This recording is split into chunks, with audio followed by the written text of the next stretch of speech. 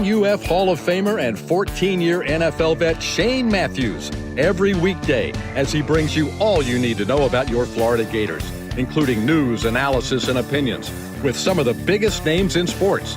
Find us on Spotify, Apple Podcast, Google Podcast, or wherever you listen to your favorite podcast. Or watch us live at 8 a.m. on Facebook, YouTube, and Twitter.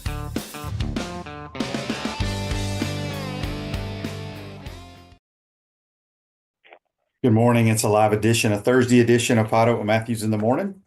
From the International Diamond Center Studios, they have fine jewelry, watches, and much more. It's family owned and operated with the largest selection of natural diamond jewelry.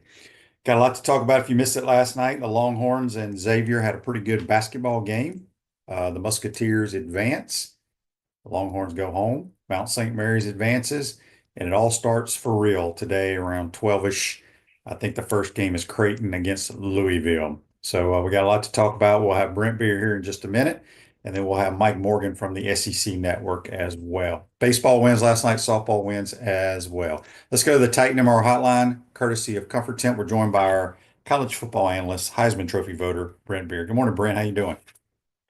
Well, I am on baby watch right now. My daughter is due to have her first child sometime in the next day or so. So we're kind of waiting on that one, but hoping for the best. It's a boy, by the way, so that will be the second grandchild.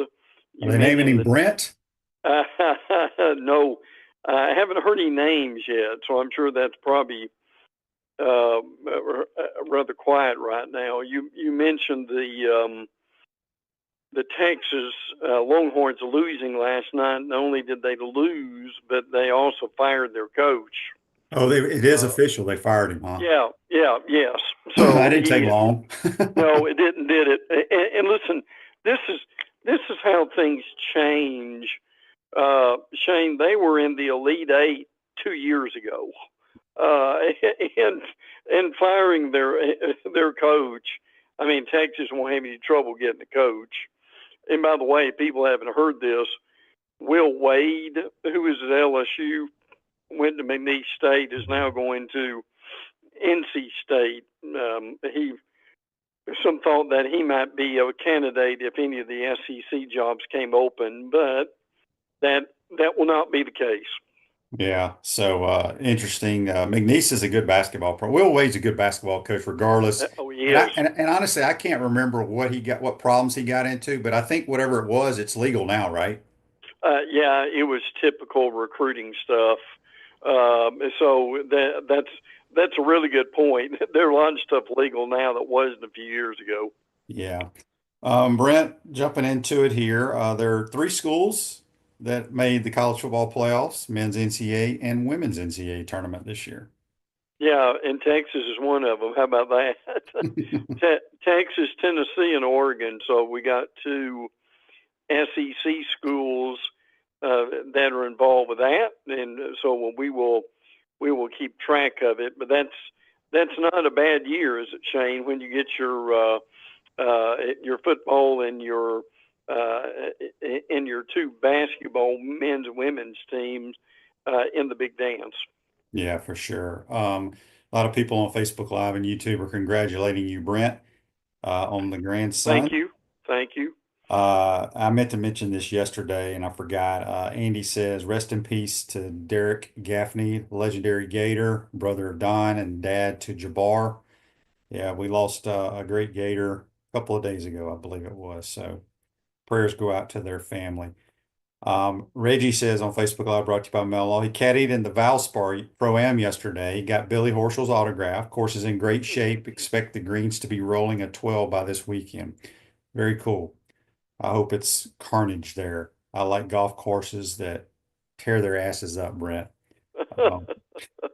So Dan says, Texas, stay away from Todd Golden. No doubt. Really? Because, Texas has so much freaking money. It's crazy. Oh, yes, it is. So it'll be interesting to see. Have you heard any names for that? No, I mean, I'm sure that's been going on behind the scenes. We'll know more about that as of today. So they just let him go. I guess they played last night, Shane. So I guess there's no good way of handling that. But and listen, they were ahead by like a dozen points in the game and blew the lead. They've blown 3 double-digit leads this year, so that led to his being fired.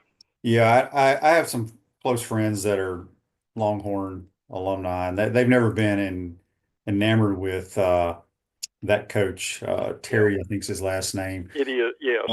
He went to the Elite Eight the year, I think that was the year that Chris Beard got into his issues and was fired in the middle of the season. But yeah, so they're going to go after some big name for sure. Real quick, Zach, can you repost the bracket challenge? We have some people asking, so put it on the different feeds. It's on the main Facebook page. I do know that, but you got till about 12 o'clock today. There's a bunch of folks in it, so it should be a lot of fun for sure. Kanye Ron says on YouTube, brought to you by Quality Plumbing. Will Wade was handing out bags of money. Now they'd be stamped with NIL. Yep, very true. Yeah. Yeah.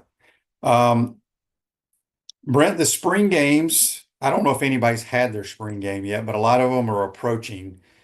But Dion is doing what a lot of people have wanted them to do, or he's trying to do what a lot of Yes. schools and fans have wanted to see. Do you think it happens? I'd love to see it, but I doubt it. And what Shane's talking about is Dion is trying to get a spring game with another team. We've been talking about this probably for 30 and 40 years, and it's never happened. Unfortunately, I don't know if it ever will. I don't know if the coaches will ever go for that with their concerns about injuries and players getting poached and so forth. So, but I give them a lot of credit for trying. And Shane, if we could ever get one and people to take a look at it, that concept may just work. Yeah, and I think I saw where Dion had put this on Twitter. It popped up on my feed a couple of days ago, and Fran Brown, I think the Syracuse head coach said, "We'll be happy to come down." Now, if Colorado wants to pay for all the travel, all the logistics and everything, I'm sure they will do that. But I don't think people know how much it costs for 100 football players to fly down, Really? stay 2 or 3 days. It's very similar to what they do in the National Football League, where you go during training camp. A lot of teams will go to someone's training site for 2 or 3 days, practice against them, and then play that preseason game. So we'll see if that ever transpires or not. Well, and let me say real quick, and I know this sounds silly, but you understand the NCAA. In order to do that, they may need a waiver. Yeah, that's true too. Of some kind. So that would be interesting to know too. The Pouncey twins, Mike and Marquise, invite you to try the mango martinis at Spurrier's Gridiron Grill, handcrafted with their J.F. Hayden liqueurs. Try those flavors and find your favorite at shopjfhaydens.com. All right, Brent, what's going on in Tuscaloosa for spring ball? They are in spring practice. They just got back from spring break. They're impressed with Isaiah Horton, who is the Miami wide receiver transfer. He has been impressive. A lot of questions about the quarterback situation. Nothing definitive yet, but they've got 3 guys that they like. Ty Simpson, who's been there 3 years. Austin Mack, who came from Washington. And Keelan Russell, who is their he's a true freshman, but he has a lot of potential. Also, they're also trying to figure out kind of who the running back is going to be. This is amazing, Shane. Bama has not had a running back finish in the top 3 of the SEC in rushing total since 2021. So that's kind of a bit of a lull for Alabama with that. Richard Young, Daniel Hill, Kevin Riley, A.K. Deere, Traylon Washington, and Jam Miller also with that group. So that will be interesting to see. But I think they're pretty positive about the spring so far. Yeah. Toby says on Facebook Live, he brought to you by Mellon, he wouldn't be surprised if Texas stays in state and goes after Kelvin Sampson. Wouldn't that be something? Really Um, would be. or the Texas Tech coach, I can't remember his name. He's only been there a year or two. He came from Yeah. North Texas, built a really good program there. So it'll be interesting to see. What's going on with the Arkansas Razorbacks? A lot of defensive line stuff is going on. They think the line's going to be better. Danny Salili has dropped 50 pounds. He's down to 324. For instance, one of the guys they like is Justice Boone, Hmm. who is the Florida transfer. How about that, Shane? I forgot he went there. Yeah, 6'4", 266 on the left side. I mean, it's early in spring, so they don't know. But I just wanted to throw that out for our listeners that they would find that interesting. And like you said, but probably a lot of people have lost track of him since he left. Yeah, I was one of them. Auburn hasn't even started practice yet. No, no, that's unusual, isn't it? We still got a few schools that either started this week or have yet to start. Auburn being one of those. They start next Tuesday. DJ Durkin is their D coordinator. They paid some good money for him too. Also, they're rebuilding their linebacker core. A lot of turnover there. So that will be a lot of what they're trying to do during the spring. Bryce Dees, Jacala Falk, Elijah Melendez, names we don't know yet. They're more the youngsters, and they'll be given a crack at it too. Yeah, the Gators, they're off this week due to spring practice. I was trying to think of this the other day, and Brent, I can remember a lot of things, and there's some things I just can't remember at Yeah, all. I was yeah. trying to remember about my spring practices. If we started practice, then took a week off because of spring break and came back and finished. I don't know if we ever did that. Seems like that kind of is, it's very strange to me, but they do it every year. Oh, What, yeah. what can you tell us what's going on with the Gators? Yeah, defensive line is getting obviously some attention. Sap and Gums, also LJ McCray, Karam James. They really like this Jaden Woods, who is a freshman edge rusher too. So they think he can have some playing time. So look, Florida's like everybody else in the conference. Shane, as you know, that D line goes a long way to tell you how good the season's going to be. Yeah, for sure. David says on YouTube, brought to you by Quality Plumbing, Joey McGuire at Texas Tech, he ain't going nowhere. He's not their basketball coach. I'm looking up their basketball coach. It's McCaslin or something like that. Um, I'll find it here in a second. But What? Look, the other thing that needs to be mentioned here is Texas Tech now has got um, some of the best NIL deals anywhere yeah, because, as you know, Shane, they've got a big time booster who is absolutely determined that he wants to make that program a lot better than it's been. yeah. Grant McCaslin's their head basketball coach, and Yeah. they have a stud. I think he's a lottery pick on their basketball team, a forward named JT Toppin, who is outstanding. That can cause some serious issues for whoever's playing them. Um, so I think Joe McGuire is their football coach.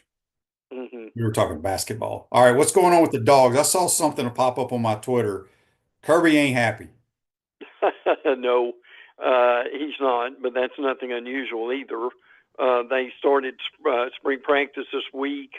Wide receiver C.J. Wiley and London Roldan have been impressive so far.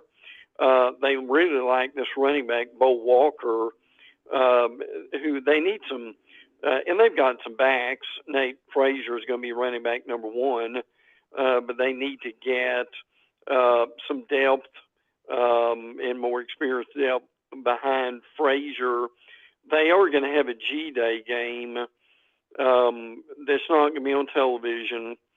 Okay, there are two things going on here. Either teams are not having spring games, or the ones who are having spring games or not having them on TV and or radio.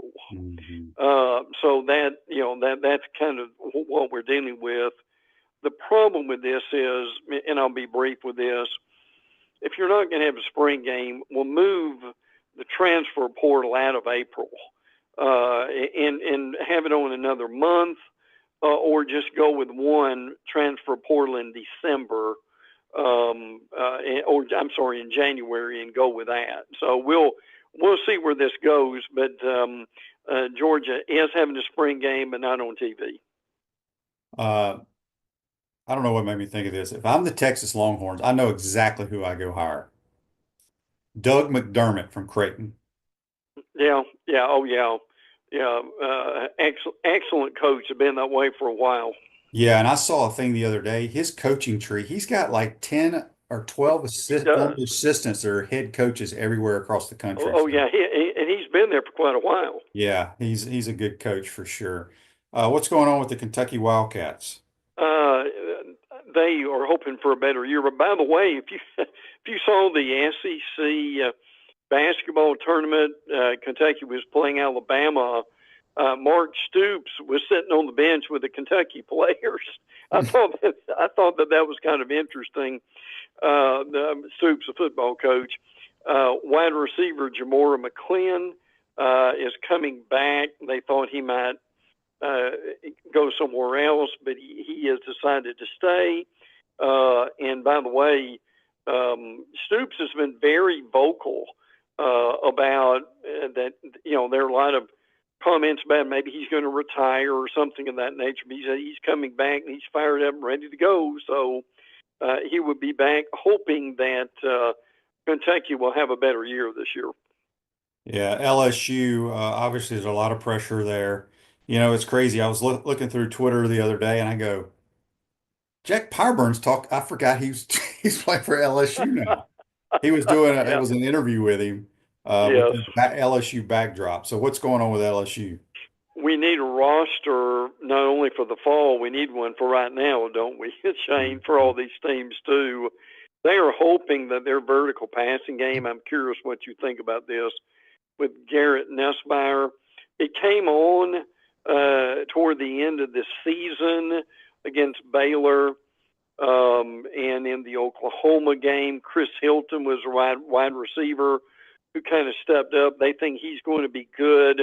Aaron Anderson's from Alabama at wide receiver. Xavier Thomas. Barian Brown is from Kentucky. Nick Anderson's from Oklahoma. They have upgraded that receiver crew a good bit, frankly. Those are really good receivers. I know you remember Barian Brown, Shane, from Kentucky, is also a really good kick returner. So if they can protect Nussmeier, they could be a lot better offensively this year. Yeah, I would say last year they didn't have the normal crew at wide receivers an LSU team usually has. True. Yes, Florida is having a spring game or spring practice for it's going to be in the stadium where people can come watch. Let's just call it that. Yeah, I think it's April 12th, whatever that Saturday is at 1 it o'clock. is. Yes. The Oklahoma Sooners, I mean, you got to think this is a huge, huge year for Brent Venables. He's going back to handling the defense. I think they got a chance to surprise some people this year, Brent, only because I like their quarterback who came with the offensive coordinator from Washington Yes. State.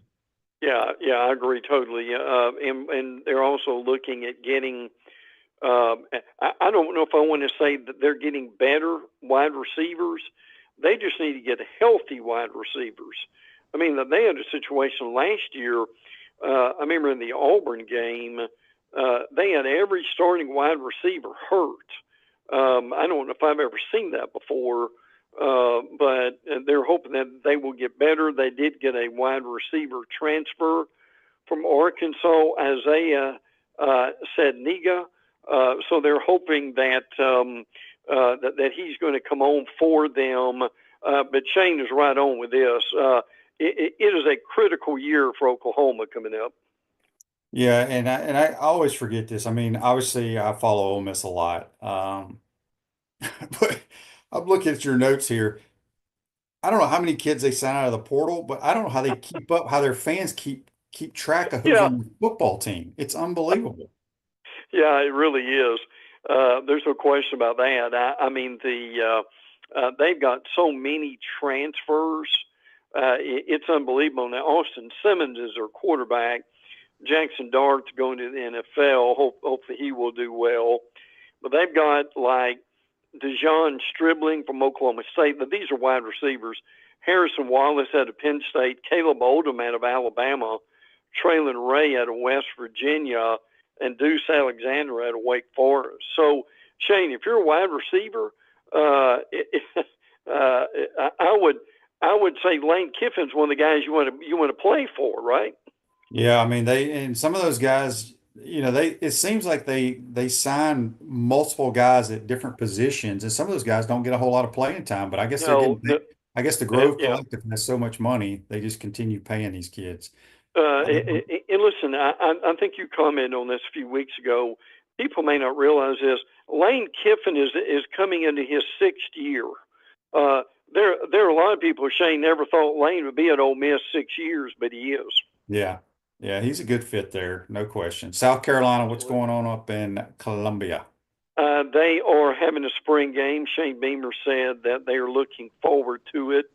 Not real sure how they're going to do that, but they are.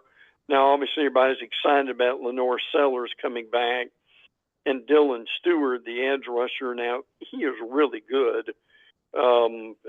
They're excited about him coming back.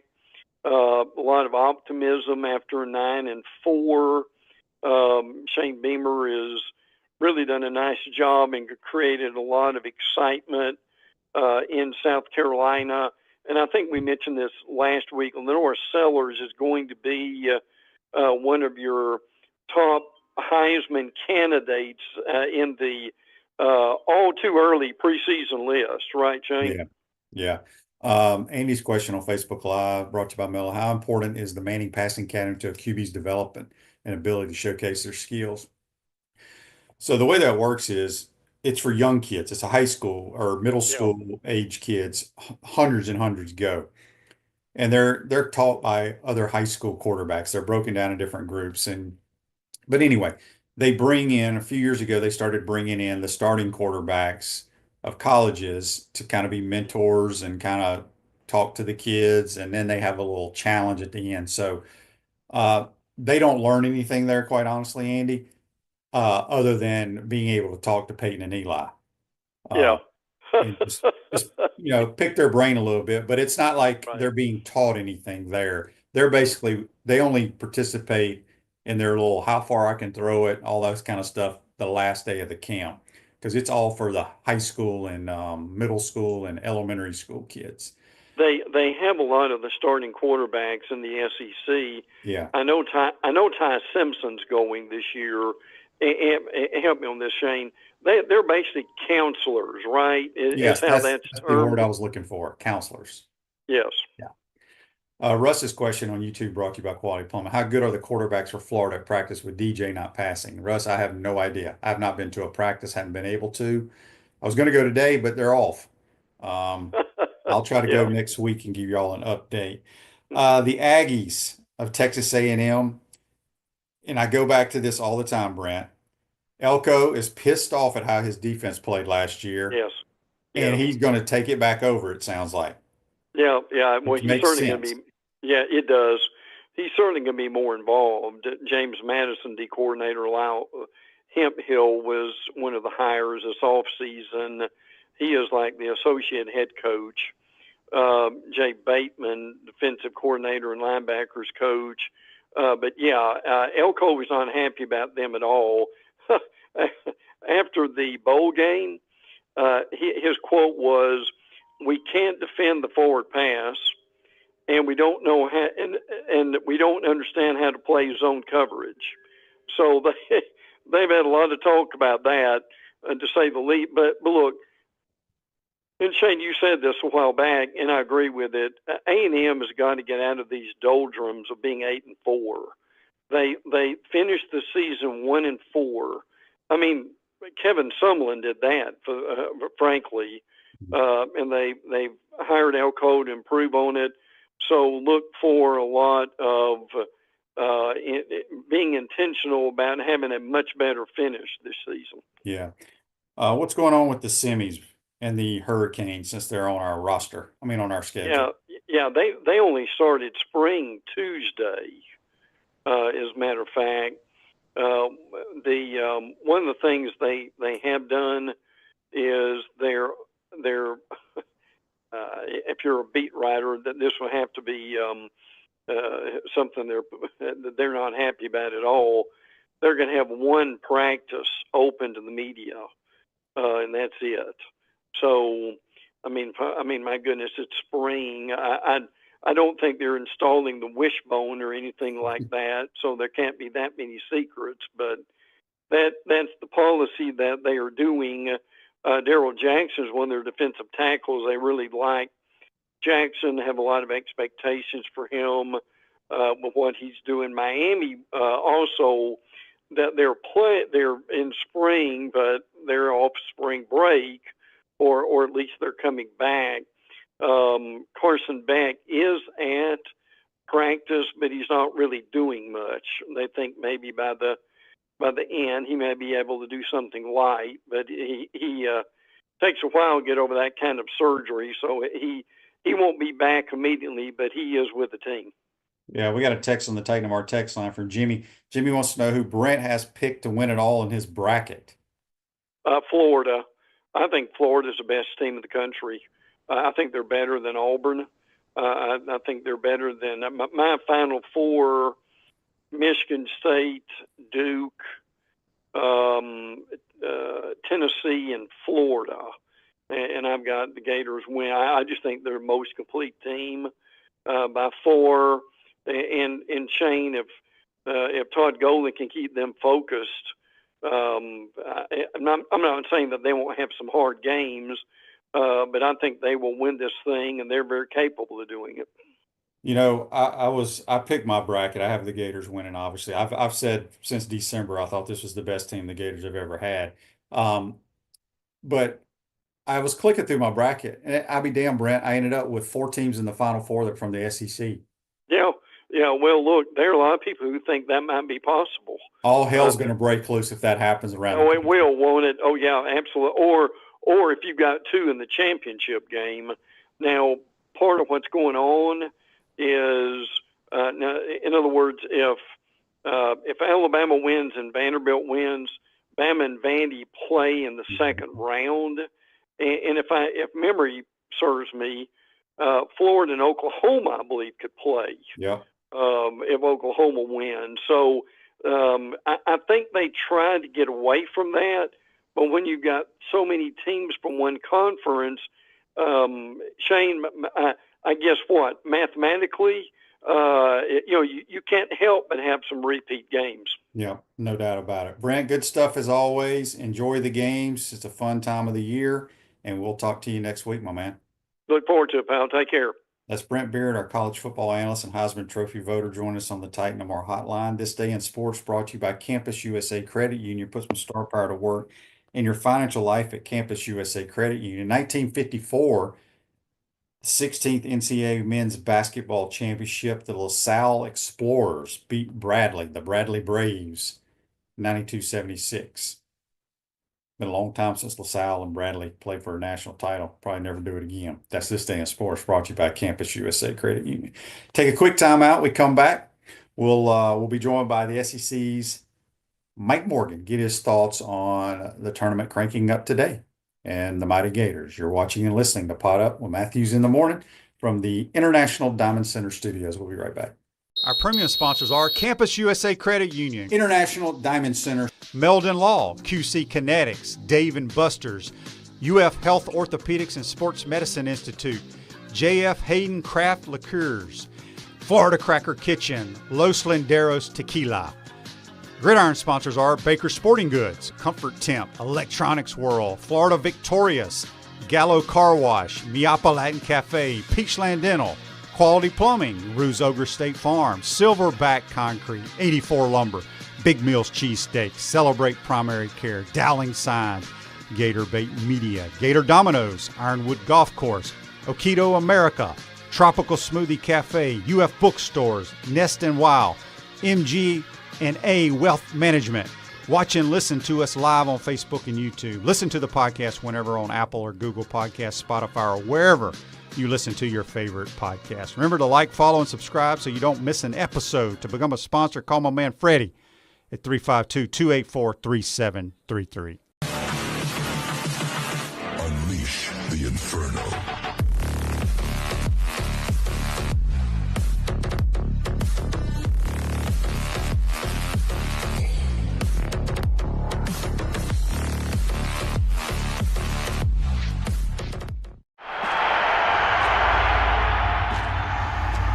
Naysayers,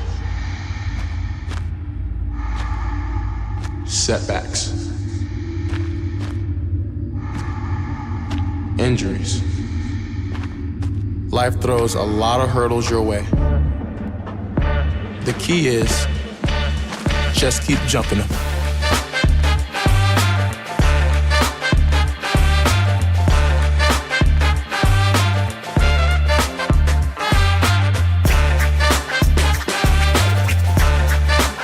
I'm tired of you living in pain, and I want you to get real lasting relief from chronic pain in your knees, back, shoulders, and hips. QC Kinetics can get you moving again with cutting-edge regenerative treatments with no drugs, no downtime, and no surgery. Stop putting it off. Call now and schedule your free consultation. Call QC Kinetics now in Gainesville, Ocala, and the Villages. 352-400-4550. 352-400-4550.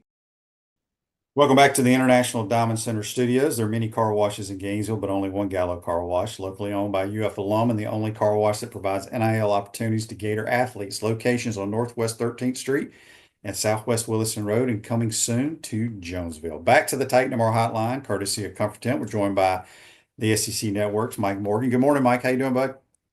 Shane, I'm doing great. It's a great time of year. Good morning to you. Good morning to the illustrious, the distinguished PodUp Nation, one of the sharpest, most intelligent audience groups out there. And I don't just say that because I tend to get a nice compliment or two from time to time.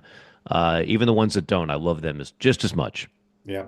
All right. Well, it all cranks up today. Obviously, we've had the first four games or whatever they're called. Pretty good game last night.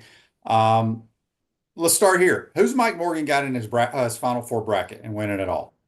Oh, put me on the spot. Why don't you? I haven't determined. I've gotten us to the Final Four, us being my bracket. I haven't determined who I'm going to pick, but off the top of my head, subject to change between now and noon tomorrow a few dozen times.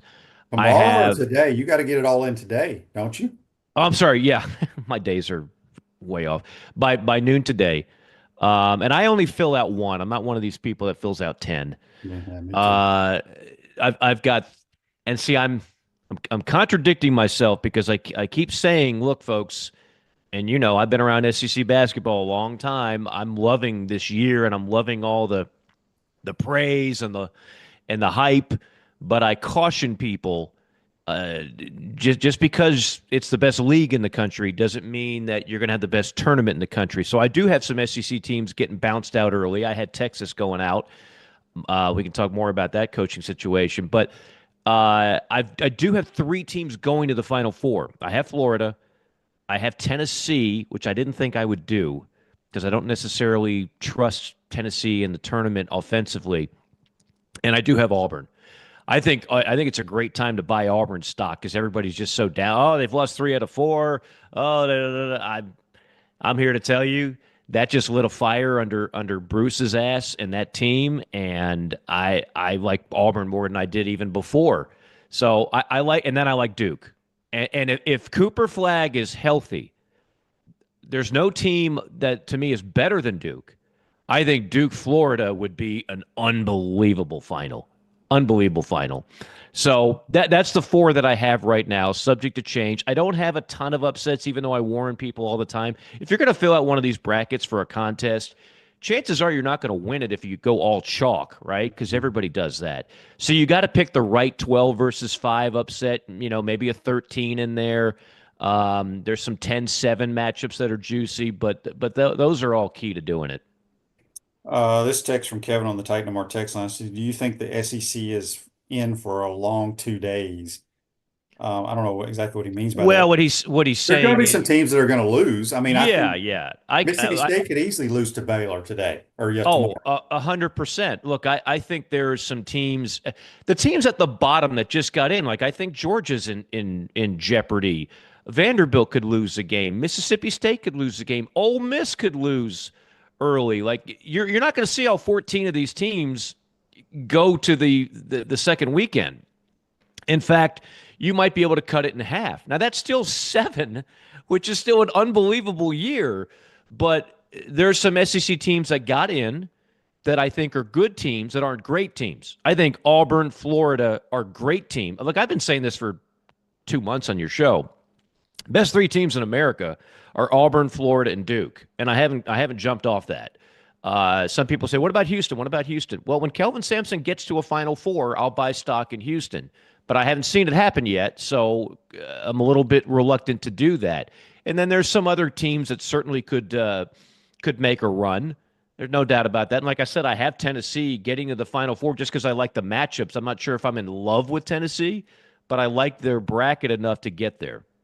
Do you think, I mean, we're looking way ahead here, but you don't think Duke could have some issues with Alabama? Oh, sure they could. Sure they could. Look, there's going to be upsets. We're not going to have all 4 number 1 seeds get there. I promise you that. I think that's only happened once ever, and I don't think it's going to happen this year. So, yeah, like Alabama's a wild card team. Some days they look unstoppable, and you can just chalk up 90 points. They lead the country in scoring, and when they pour it on and they're hitting shots, they're unreal. But then they have other days where they don't look that good. And I've known Nate Oates for a long time. When you listen to Nate Oates talk about his team post-game the last few days, one thing I respect about Nate, he doesn't sugarcoat anything. He just tells you point blank. He's not happy with the effort. He's not happy with the attitude. If you read between the lines, he's kind of talking like some of his guys feel like they've accomplished things that they haven't accomplished yet because they got to a Final Four last year. But they got to a Final Four last year because they were connected and they played great together. And they pulled that off. That doesn't mean that this year's team is guaranteed to get there, even though on paper they might be more talented, but they don't always play like it. Yeah. Steven's question on YouTube brought to you by Quality Plumbing. What would the scenario look like for basketball to lose? Turnovers, free throws missing? What's the biggest weakness that could go wrong? I mean, he nailed it. If you don't make shots. If you don't, well, that's always that's Mark Wise always talks about that when we do a game together. I mean, the last thing he says to every coach at shoot around is make shots because you can rebound, you can defend, you can do all those good things. And if you have a day or a night where you go out there and shoot 37% from the field and 18% from 3, and you're shaky at the free throw line, you're going to lose.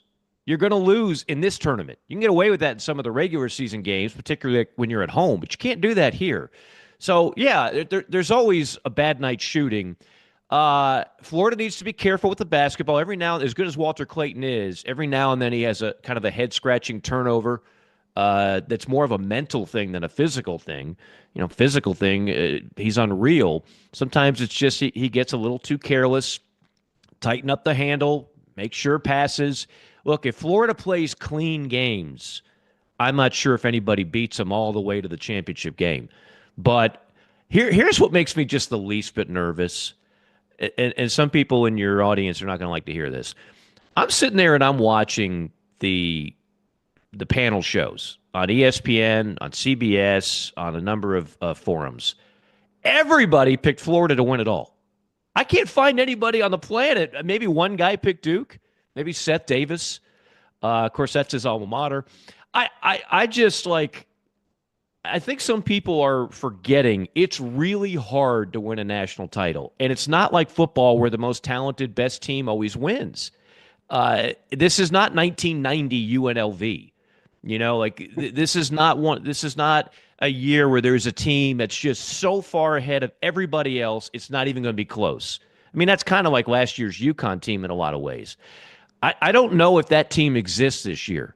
I think Florida's an excellent team, and they're playing excellent basketball, and they're well coached, and they're deep. I can give you 100 superlatives, but I can also tell you that there are going to be games in this tournament where Florida is not going to be up double digits the whole game. And they are going to have to play from behind maybe in the second half. And they are going to have to make big plays down the stretch.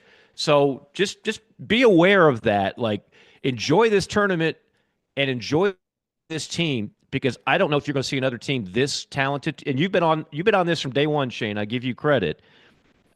I know where you're coming. It's hard to say they're better than 06, 07 because we know the outcome, right? Your Correct. point is, regardless of the outcome, just based on pure talent, this team is the best of all time.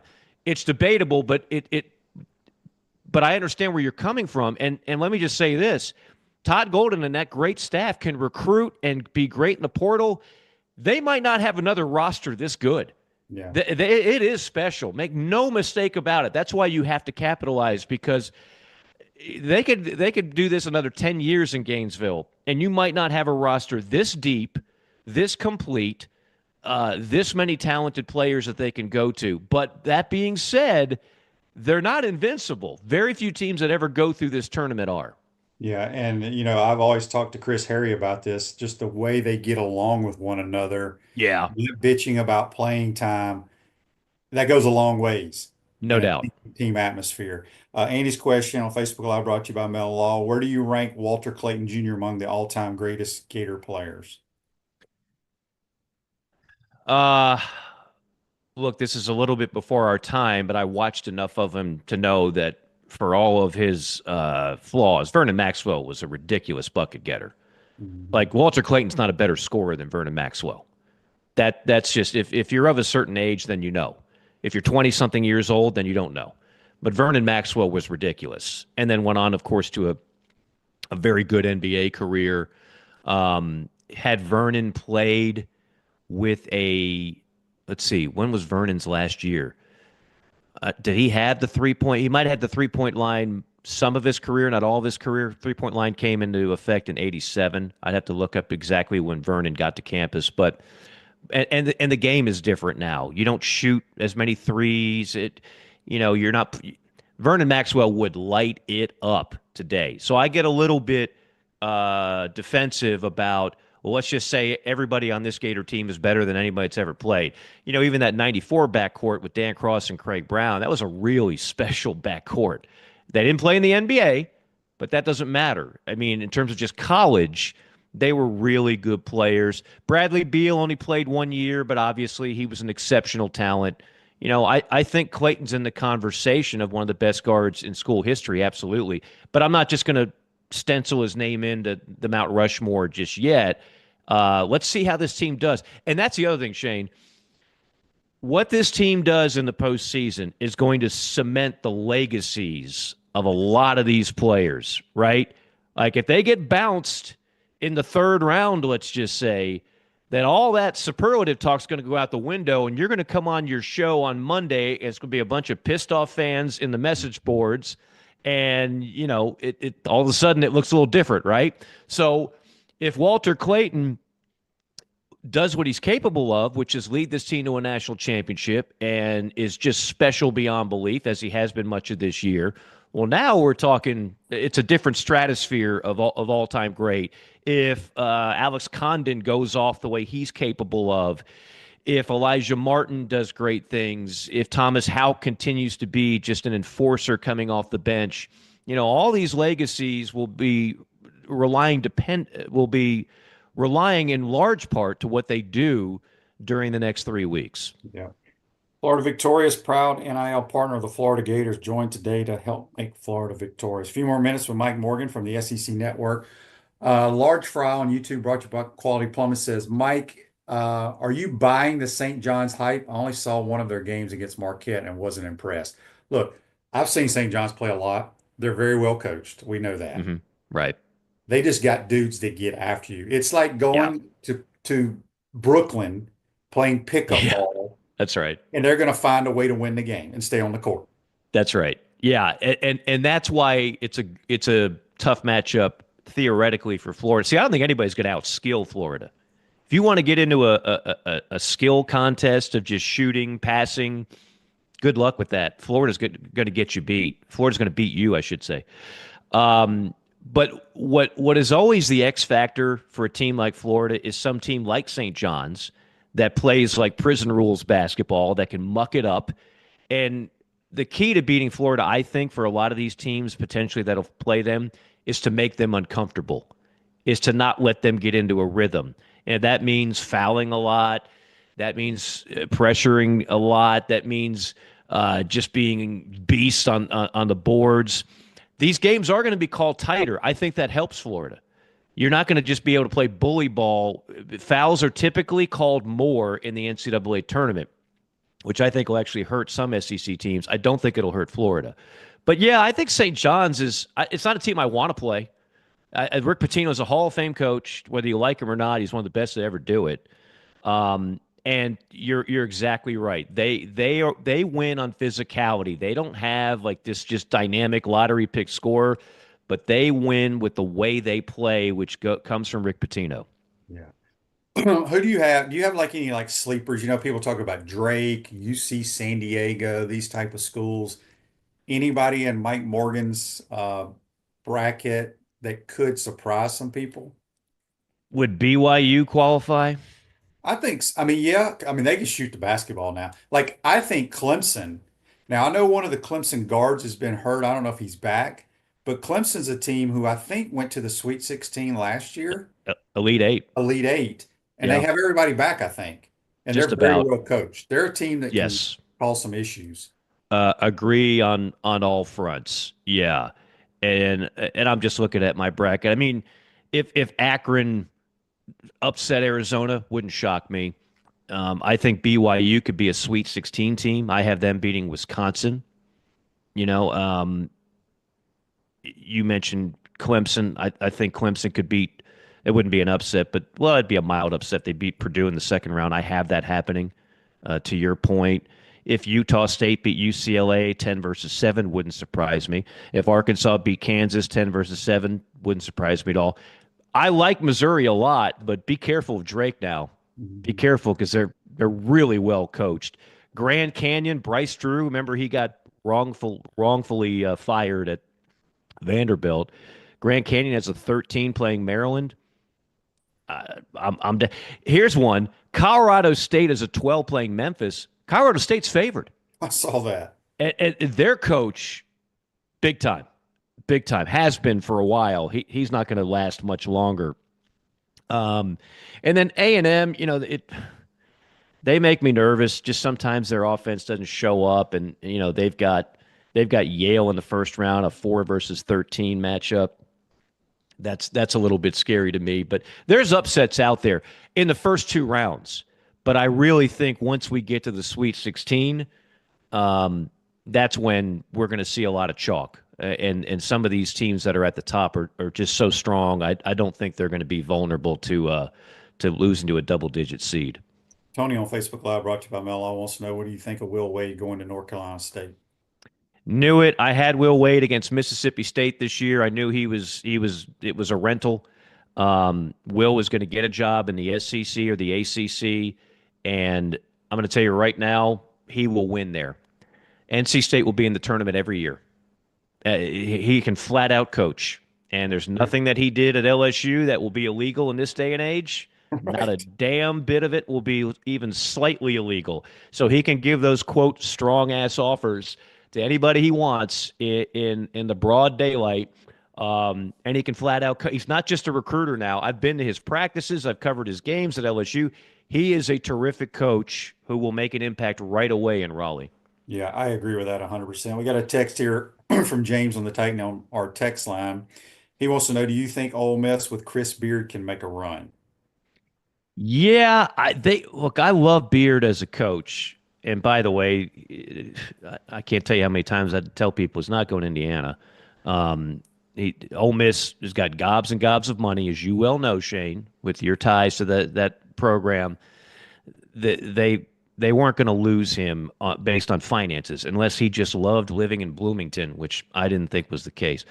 Uh, I don't love the draw for Ole Miss, but Ole Miss to me is one of the hardest teams to predict because I could see them making a run or I could see them getting bounced by North Carolina in the first round.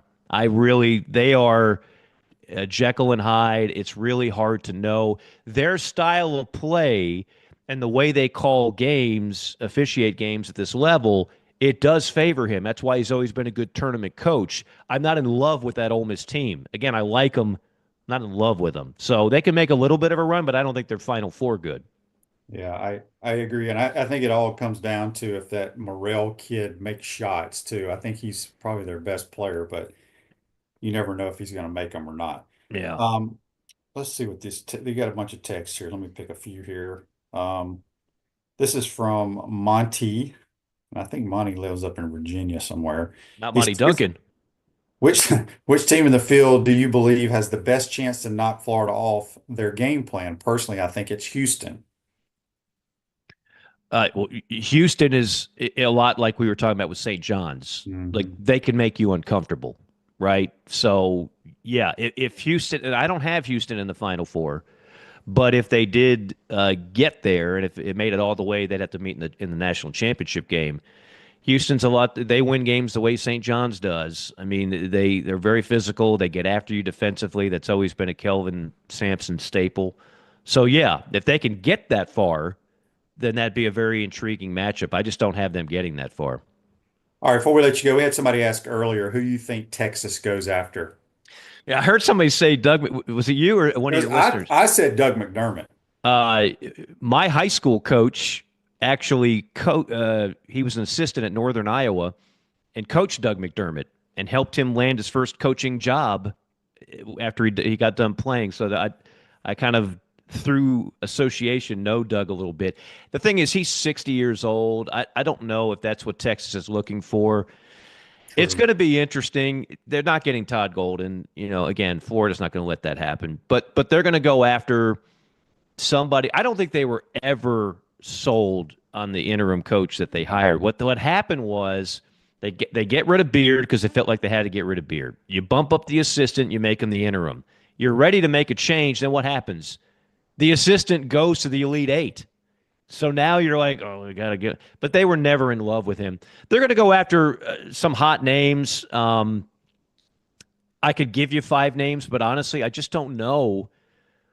I don't know who is going to leave a good job for Texas. Like people are like, well, Texas got more money than everybody. But the thing is, Shane, like all these schools now, if you're like, if you're a Power 4 school and you got a really good basketball coach, you're probably not going to lose him to money. So what does Texas offer that the coaches with a decent job already have? Yeah, the guy, I brought it up, McCaslin, who's did a great job at North Texas and has done a great job at Texas Tech. Texas Tech has money. They got a sugar daddy. But they don't have the logo, that TT logo, right? The Bevo logo. You're absolutely right. I mean, there's no question that name is going to circulate if it hasn't already. But let's just say he says no. Let's say the sugar daddy, and I can't remember what the guy does, but they've got a ridiculous booster. If he makes it worth his while to stay, now where do you go? Yeah, because for all of Texas, they got a new arena, and Texas should have waited. Well, they may call Will Wade and outbid NC State. Well, see, I thought that was a possibility before NC State went ahead and grabbed him. But obviously now Will's off the board. But look, Rick Barnes was there for nearly 20 years. Went to one Final Four. They fired him. They haven't been a great basketball program. Right. So I know they're going to go for it, and it eats them up that Buzz Williams and Texas A&M are having success. They don't take kindly to that. So they want to make a home run hire here. I just don't know who it's going to be. I could throw darts at the board like everybody else, but I don't know who they've been talking to. I guarantee you this. They have been talking to people long before today. Oh, yes. All year long. Because they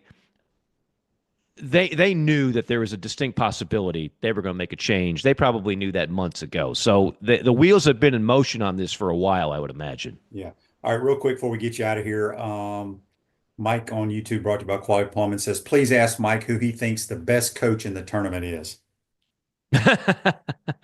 Let me guess. I need to say Todd Golden here.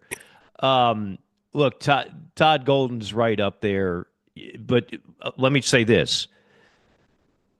Just same thing with Shire. I mean, right now, everybody loves Shire at Duke, but coaches make their legacies in the tournament. They don't make it in the regular season. So nobody cares. 5 years from now, nobody's going to remember who won the SEC Coach of the Year. Part of that is reputation. Bruce Pearl has won 3 SEC championships at Auburn, and he's been to a Final Four. When Todd Golden gets Florida to a Final Four, now everybody's going to be all over him as maybe the best coach in this tournament. But there's a lot of great coaches in this tournament. I mean, Bruce is right up there with the job he's done. Kelvin Sampson, again, you got to get to a Final Four if you're going to make it to the next level in my mind. I think he's a great coach, but I don't think he's – all right, I'll answer the question. Based on longevity, Rick Pitino – I wasn't alive for John Wooden, at least not when he was like in his heyday. Rick Pitino has done more with less than any other coach I've ever seen. So I'll go Rick Pitino. I'll agree with that. Good stuff as always, my friend. Let them know how you can listen to your podcast. Yeah, JC and Morgan, we're on a heater here. The last few weeks we've had Wetzel, Barnhart, and then yesterday we did a long 1 hour just chat session with Wes Durham, talking about a lot of things, including I love Wes Durham, just his voice. I know he didn't do it, his dad did, but North Carolina basketball always pops into my head. Woody ACC Durham. Basketball. Yeah, the late Woody Durham. And I've known Wes for a long time. We've crossed paths a number of different ways, but the first time we've had him on the show. And so we talked about a number of things, including what the hell is going on with college football, the ACC, everything. Really good stuff. That's JC and Morgan, and it's on every platform for free. And